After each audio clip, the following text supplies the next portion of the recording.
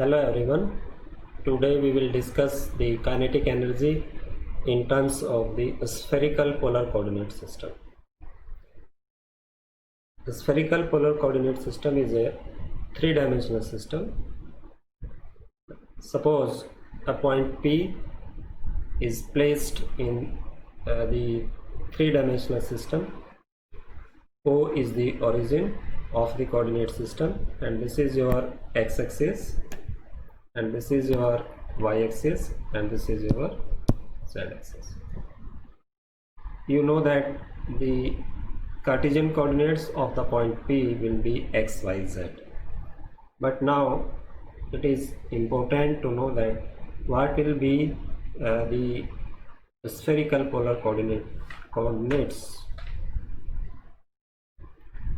You can write your Cartesian coordinates in terms of the spherical polar coordinates. Here you have to remember this always, that your x is equal to r sine theta cos phi, y is equal to r sine theta sin phi, and z is equal to r cos theta. Now what are your r theta and phi?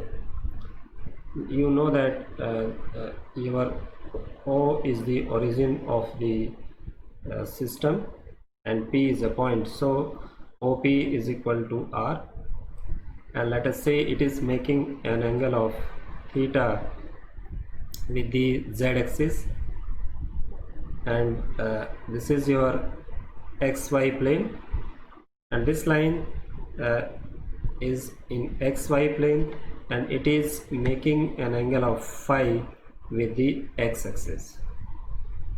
Now we are saying that x is equal to r sine theta cos phi, y is equal to r sine theta sin phi, and z equal to r cos theta. Imagine that you are in your room, and you just select a corner of your room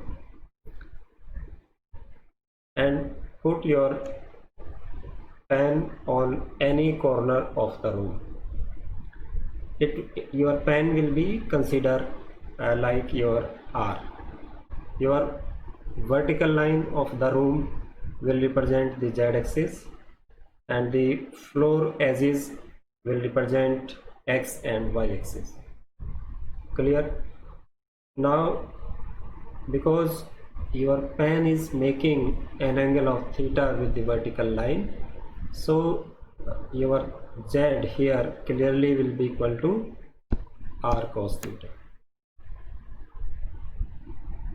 Now in the xy plane, when your pen is first your pen move in vertical direction or along the vertical line, and then if your pen is placed in the xy plane, then you must know that it will have a component like r sine theta. So this is this value is your OM is equal to r sine theta. Now this r sine theta, here we are assuming that it is making an angle of phi with the x-axis, so this OM will have a component OM cos phi along the x-axis, and let us say this distance is equal to x, so here your x will be equal to r sine theta cos phi.